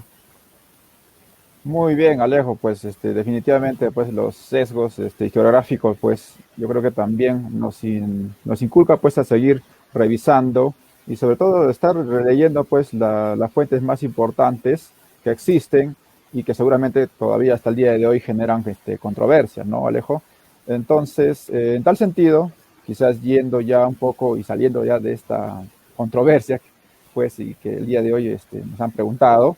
Entonces, por acá nos pregunta Alexito Paiva, dice, buenas noches, bueno, felicitarle por la transmisión, me imagino se refiere al Club Historiando. Dice la pregunta, ¿no? ¿Qué relación tiene entre el quipu y la yupana? Adelante, Alejo. Bueno, ese tema me parece que está un poco ya zanjado, ¿no? Es existe una relación eh, que está más o menos clara o establecida, ¿no? La yupana es este tablero de 20 casilleros, 4 columnas y 5 filas, cuyo uso mediante fichas, ¿no? O granos de maíz o de piedritas o lo que fuese, se disponen para poder registrar la información. Es como una calculadora, ¿no? Y el equipo es el complemento operacional, ¿no? Perdón, el complemento de registro de información, ¿no? Esta asociación es, digamos, directa, es necesaria. ¿Por qué? Porque tiene que haber una presencia del proceso de operación, ¿no? La idea de los registros de información tiene que estar acompañado del proceso de organización de la información, ¿no? Y además tiene que ser auditada en público, ¿no? La forma andina de registrar la información es en audiencias públicas, ¿no? Y normalmente los quipus son registros anuales, ¿no? Por eso se habla de añales, ¿no? O anuarios, ¿no? O memoriales, ¿no? Pero en ciclos de un año en la cual en una asamblea se reúnen, ¿no? Y eso todavía se practica, ¿no? Acá en la Sierra de Lima es notable, ¿no? Entonces, la asociación entre un quipu y una yupana, además que funciona en parejas, ¿no? Así como existen dos quipu tamayos, existen dos especialistas en el uso de la yupana. Es un contraste permanente, ¿no? Y tiene que ser en público, por eso es que digamos, Guamán Pumayala en esta imagen clásica, el quipu tamayo con una yupana, los presenta relacionados, ¿no? Y este tipo de, digamos, de audiencia pública en la cual se hace exposición, ¿no? Del cálculo, del proceso de cálculo, tiene que ser a la vez el de registro de la información, ¿no? Entonces, son recursos complementarios para una exposición pública del proceso de registro de información, ¿no? Claro que sí, Alejo, pues evidentemente están relacionados ambos, ¿no? No pueden trabajar, creo que me parece, uno detrás del otro. Yo creo que es válido lo que afirmas, evidentemente, ¿no? Bien, en todo caso, seguiremos avanzando con la ronda de preguntas. En tal sentido, pues acá Jorge Gamboa Velázquez nos dice, ¿no? Una consulta para Alejo. ¿Hay algún antecedente conocido para los quipus wari o del Horizonte Medio? Así nos pregunta Jorge Gamboa. Adelante, Alejo. Bueno, en realidad no existen estudios que documenten evidencia material de uso de quipus antes de los wari. Existe, en el caso de Paracas, Jeffrey Christopher, antes Conklin, ¿no? Reportó el uso de la técnica del entorchado, ¿no? Que es un atributo clásico, ¿no? En el quipu wari, ¿no? Este hilo que envuelve una cuerda colgante, ¿no? La presencia de canutos entorchados es una tecnología panandina y atemporal, ¿no? De los Paracas, ¿no? Que son antes de Cristo, ya usaban pues esta tecnología, ¿no? Entonces, la presencia de cuerdas o la presencia de entorchados no necesariamente es un indicador de la presencia de quipus, ¿sí? Ahora, existe también la notable referencia de Caral, ¿no? De la arqueóloga Rucha y Solís, sobre la existencia de quipus de un ejemplar, ¿no? Ello me parece que refleja la presencia de un elemento que no necesariamente reúne todas las características de un quipu convencional, wari o inca o asociado. ¿Por qué? Porque los quipu wari, los quipus inca, pese a que tecnológicamente difieren, pueden ser relacionados, ¿sí? Y existe otro género de quipu más, que podríamos denominarlo el quipu de pastores, ¿no? Que es un poco ajeno, distinto a esto. No obstante, los tres géneros de quipu, tecnológicamente, es decir, constructivamente, ¿no? Están relacionados. Hay una derivación de uno respecto de los otros, ¿no? Eso se puede documentar, ¿no? Pero en el caso del ejemplar de Caral, de la autora Ruchay Solís, no presenta este tipo de características con la cual puede relacionarse. Entonces, ¿se puede decir que puede ser un dispositivo de registro de información? Sí. ¿Se puede decir que tiene un parentesco, una afiliación con los quipus conocidos, ¿no? Con los demás quipus de las tradiciones andinas? No. Infortunadamente no presenta esas características. ¿Por qué? Porque todos los quipus tienen componentes removibles, ¿sí? O están en proceso. Es como que hay una derivación necesariamente esto, ¿no? Y así, ¿no? Hay varias características que pueden determinar la naturaleza de la relación entre todos los quipus arqueológicos conocidos, ¿no? Y bueno, y finalmente, el caso de Caral tiene un problema que es muy simple, que es de estadística, ¿no? No podemos hablar de una tradición nueva de quipus en la medida que tenemos un solo ejemplar, ¿no? En estadística, en matemáticas, en arqueología, en cualquier disciplina, si tenemos una evidencia, no prueba la existencia de un sistema, ¿no? Esa sería mi respuesta. Claro que sí, Alejo, ¿no? Porque evidentemente, pues, eso traería más de un problema, pues, para poder contrastar, ¿no? Si al ser lo que tú mencionas, ¿no? Pero sí me quedo con una parte que mencionas tú sobre el quipu de los pastores. Quizás, no sé si podrías un poquito comentarnos, Alejo. Ya. Bueno, el quipu de pastores es una tradición de quipus muy especial, tampoco estudiada, ¿no? Que tiene aproximadamente 40 ejemplares reportados, que vincula a las dos tradiciones de quipus, ¿no? Se puede reconstruir la historia de los quipus como derivados de esta tradición. Hay unos elementos en el quipu de pastores. ¿Qué es el quipu? Que se compone básicamente de una cuerda y que esta cuerda va siendo anudada según es doblada, ¿no?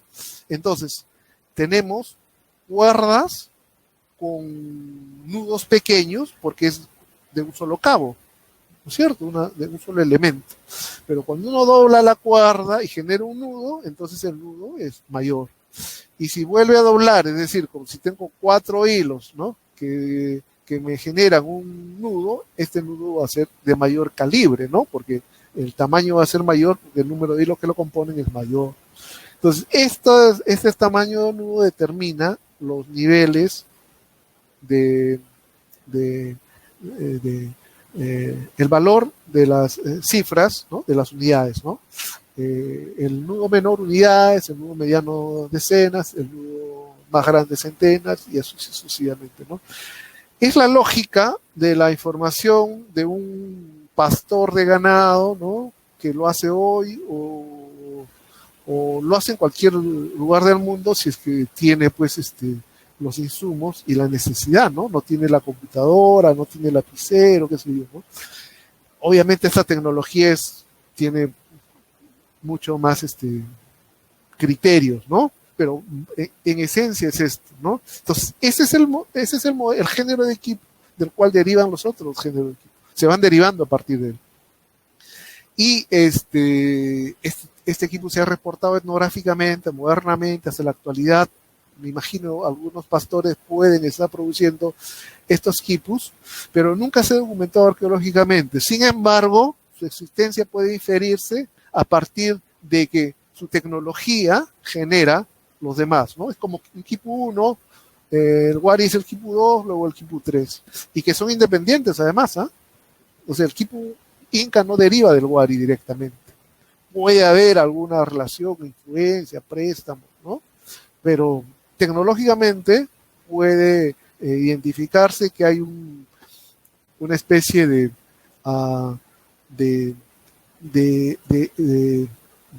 quipu como un eslabón perdido, ¿no? Que este quipu intermedio, ¿no? Identifica una transición, ¿no? Entre un quipu de pastor y un quipu wari, y luego entre un quipu de pastor y un quipu inca, ¿no? Hay pues la presencia de estos quipus transicionales, ¿no? Que permiten identificar un nivel intermedio en el proceso de evolución, ¿no? Es decir, se puede hacer el árbol genealógico de los quipus a partir de la tecnología constructiva, ¿no? Bueno, eso es un trabajo por publicar. Sí, claro. Definitivamente, pues, tiene más aristas y más matices también para poder identificar ello, teniendo en cuenta, pues, que el Imperio Inca, tal cual, por ejemplo, aunque la comparación es odiosa, como por los romanos, ¿no? Pues prácticamente los incas, pues, van a adoptar, van a, ¿cómo se dice? Pues, todo lo que vendrían a ser las culturas prehispánicas, y pues ellos van a poder incluso mejorarlo también, ¿no? Que dicho sea de paso, pues no es que esté comparando, ¿no? Pero simplemente pues es algo importante también. En tal sentido, no sé si qué tan cierto, si es tan así o no así, el tema de los quipus extranumerales o extranuméricos, ¿no? Esa parte no sé si nos puedes desmentir, aclarar, Alejo. Adelante. Bueno, el concepto de quipu extranumérico es problemático, porque esa sí es una invención moderna, ¿no? Esas son nuestras categorías, ¿eh? En este caso es una derivación de asumir la existencia de equipos numéricos. ¿Se entiende? Cuando yo identifico, y mal, ¿no? Porque en realidad los quipus no se pueden definir en base a un atributo que yo determino, le doy el valor, el peso que creo que debo utilizar para definir un género de equipo, ¿no? En este caso, la presencia de nudos con valor numérico no determina, como decía, equipos numéricos. Esto es absurdo, ¿no? Porque no está porque el quipu es nudo, ¿eh? Y todos los quipus tienen nudos, ¿sí? Aunque no los tengan, tienen la lógica de ser registrados mediante nudos. Y todos los quipus son números, ¿sí? Alguien puede cuestionar y decir, no, pero hay quipus que son atípicos, que rompen las reglas, qué sé yo. Eso no se ha demostrado, ¿no? Cuando se imaginaba que un nudo largo, si tiene más de 9 vueltas, entonces es un quipu que rompe las convenciones, eso no necesariamente es cierto. O sea, eso en realidad es una variante, una forma distinta de representar, ¿no? Lo que ya conocemos, que es un número, ¿no? La forma de cómo se registra la información en los quipus es muy flexible en los quipus. O sea, los quipus son documentos flexibles, altamente flexibles, ¿no? Es una propiedad que no se ha estudiado. Bien, no se ha entendido, ¿no? Porque en la cabeza tenemos la idea de que tiene que tener relación con la escritura, y la escritura es la fijación, ¿no? La inscripción grabada, ¿no es cierto? Pero los quipus son ajenos a los libros, a los textos, ¿no? Tiene una versatilidad, pues, notable, ¿no? Entonces, cuando hablamos de quipus extranumerales, estamos refiriéndonos a una propiedad que ha definido un género de equipo que, digamos, no necesariamente puede documentarse, ¿no? Y el problema grave es que cuando hablamos de equipos numéricos, hemos hablado, derivamos en equipos extranuméricos, y el problema es que la categoría extranumérico es la posibilidad de atribuirle cualquier propiedad, ¿no? Es como decir equipos atípicos, ¿no? Que sería más neutro, pero los equipos extranuméricos es la posibilidad de decirle equipos narrativos, que tampoco tiene fundamento, o decirle quipus históricos, que es absurdo, porque no puedes llamar a un quipu numérico quipu no histórico. ¿Se entiende? O sea, toda la historia económica registrada en los quipus, ¿no? Porque los quipus registran la historia económica, los quipus que llamamos económicos, ¿no? Todos los quipus económicos registran la historia económica, y la historia económica no puede ser ajena a la historia. Es simple, ¿no? Como todos los quipus tienen nudos y los nudos registran números, entonces todos los quipus son numéricos. No hay quipus no numéricos. Eso no es sostenible, no hay evidencia. O sea, nadie puede atribuir propiedades ajenas a las que no tiene, pues, el objeto, ¿no? Lo que pasa es que se ha partido siempre del supuesto de la existencia de quipus narrativos. Otro sesgo, ¿no? ¿Por qué? Porque es un prejuicio, ¿no? O sea, se asume la existencia de quipus narrativos como propios o como asociables a una civilización de alta cultura, ¿no? Ese es un prejuicio, ¿no? Ese es evolucionismo lineal, ¿no? Ese siglo XIX, ¿no? Todavía se piensa de que, o se especula que los incas podrían tener escritura, o que habría una forma de registrar información narrativa, ¿no? Como si eso llevase a explicar, digamos, la naturaleza del sistema. Se está partiendo al revés, ¿no? Se está asumiendo una propiedad y luego se busca la evidencia de este tipo, ¿no?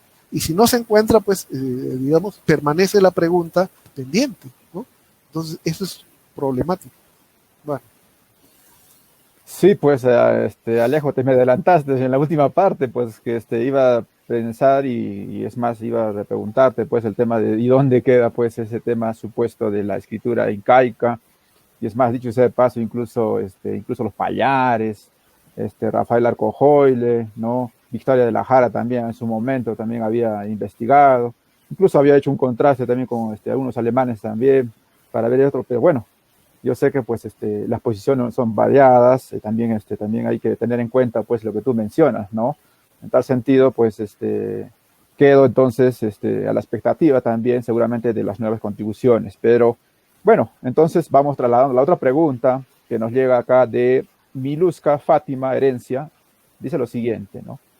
Si existía un sistema normativo inca, es decir, a lo que tú conversaste, propio de su civilización y cultura, obviamente no era un sistema como el que tenía el derecho castellano, etcétera, o provenientes del occidente, que poco a poco se fue incluso codificando, el cual se trasladó después cuando hubo la invasión española al imperio de los incas. Adelante, Alejo. Claro, entiendo que la pregunta es de que hay una diferencia, ¿no?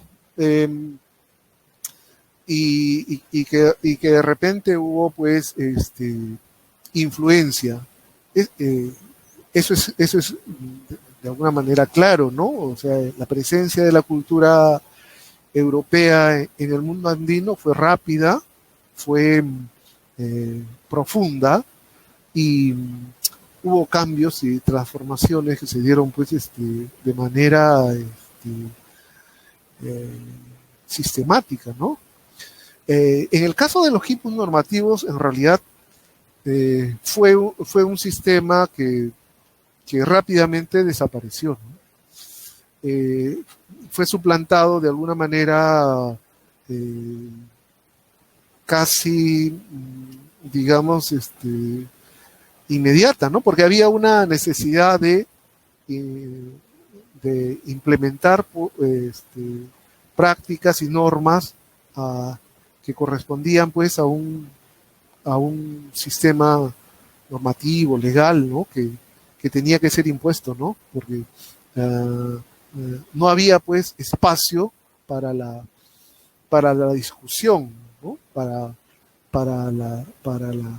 reconocimiento, ¿no? De estas prácticas, ¿no? Cosa distinta se da con los quipus contables, ¿no? Con los quipus económicos, ¿no? Cuyo nombre es Runa Quipu. Los Runa Quipu sí son una tradición que se prolongó hasta hace poco, ¿no? Yo lo que voy a presentar este año es el caso de los quipus incas que aún estuvieron en uso en la Sierra de Lima hasta el siglo XX, ¿no? Los inicios del siglo XX. Pero es un caso excepcional, ¿no? Es un caso, es el último quipu en uso en los Andes, ¿no? De carácter inca, digamos, ¿no? Cuya estructura básica mantiene conceptos, instituciones, obviamente influenciadas notablemente por el orden colonial y republicano, pero cuya estructura básica es la del quipu inca, ¿no? Eso es un poco el quipu Rosetta del cual hablaba Miriam, ¿no? O sea, sí existe la posibilidad de leer los quipus mediante la construcción de una serie de quipus que se constituyen como una serie Rosetta, ¿no? No hay un solo ejemplar que nos ayude a entender, ¿no? Que sea la clave, sino que hay que construirlo, ¿no? Hay que armar una serie de 3 casos para poder entender cómo se codifican los quipus, ¿no? Y eso espero presentar este año, ¿no? Entonces, en el caso de los quipus que son Huchaquipu, que es el término para los quipus normativos, son rápidamente reemplazados por el proceso de evangelización, ¿no? Por el orden religioso impuesto que impone sus normas. Y no obstante, hay un testimonio del virrey Luis de Almanza, me parece, que recoge una instrucción, una consulta que hace el rey de España respecto del orden inca. Estamos hablando de la década de 1582, me parece, y en la cual se reporta, ¿no? Cómo era el orden inca que les he estado contando hoy, pero de una manera mucho más detallada, pero incompleta, y de alguna manera con testimonios diversos, ¿no? Porque es un cuestionario a varios personajes, ¿no? Entonces, existe sí un orden, o sea, puede demostrarse con facilidad, ¿no? Que existe un orden normativo inca que tiene características que se relacionan directamente, ¿no? Al código moral inca, ¿no? Que siempre repetimos, ¿no? La Macaya Masuda Movida, y además que se relacionan con los quipus, ¿ah? Pero cuya forma de este género de quipu no es muy distinta aparentemente, ¿no? Entonces, la pregunta es, ¿por qué yo no muestro un quipu, un Huchaquipu, ¿no? Porque en realidad no son muy distintos. O sea, no es fácil de diferenciar, me refiero a eso, ¿no? Lo que vamos a hacer es estudiar los quipus económicos. De los 1000 quipus económicos más o menos que hay en el mundo, cerca de 500 están registrados en base de datos, disponibles en internet, ¿no? Entonces vamos a estudiar esos quipus, y los quipus que potencialmente no sean explicables podrían inferirse que puedan ser explicados, ¿no? a partir de la interpretación de estos tipos normativos, pero que formalmente, estructuralmente no son muy distintos. ¿Por qué? Porque uno tributa y de manera planificada, ¿no? Y luego a manera de ejecución, ¿no? A uno le reparten la carga tributaria y luego uno cumple pagando su tributo, de la misma forma que a uno le someten al escrutinio de las normas penales y luego le aplican las penas, ¿no? Con identidades de ayu, ¿no? De parcialidades, ¿no? De comunidades, de provincias y del imperio, ¿no? Entonces, es como que cada tributario tiene una cuerda que le identifica para el tributar y también para el control social, ¿no? A eso en eso se resumiría el sistema, ¿no? Bueno. Muy bien, Alejo Rojas. Te agradecemos infinitamente que hayas estado el día de hoy, que nos hayas aceptado también la invitación para que estés con nosotros, para que des tu postura también y sobre todo los avances que estás realizando pues el día de hoy y que nos des a conocer muy pronto también seguro tus futuras investigaciones, ¿no? Encantadísimos de tenerte acá y también a cada uno pues de los escuchas del Club Historiando, ¿no? Asimismo, hacemos la invitación, ¿no? Al primer seminario por el Día del Arqueólogo, Trujillo 2021, evento que va del 9 al 11 de abril del presente año. Organizan el Centro de Estudiantes de Arqueología y la Escuela Profesional de Arqueología de la Universidad Nacional de Trujillo. Auspician Colegio Profesional de Arqueólogos del Perú, Región Norte, y como no podía ser menos, el Club de Investigadores Historiando. Bien, invitamos al público virtual a la siguiente charla para el próximo sábado 3 de abril a las 7 de la noche, como siempre, que estará a cargo de Ignacio Alba Meneses con el tema Arqueología de la Costa Norte por el Facebook Live Club Historiando. Evidentemente, no olviden compartirlo en sus redes, hacer comentarios y dar los likes respectivos. Bien, finalmente nos despedimos de ustedes en las personas que nos acompañaron el día de hoy. Ahmed Velázquez y Franklin Pacuri desde la ciudad imperial del Cusco. Miriam Salas Olivari y nuestro amigo Alejo Rojas Leiva desde la ciudad de Lima, y quien les habla, Joel Pinto Esquía, desde la ciudad blanca de Arequipa. Queridos amigos, muy buenas noches. Hasta luego, cuídense. Chao, chao.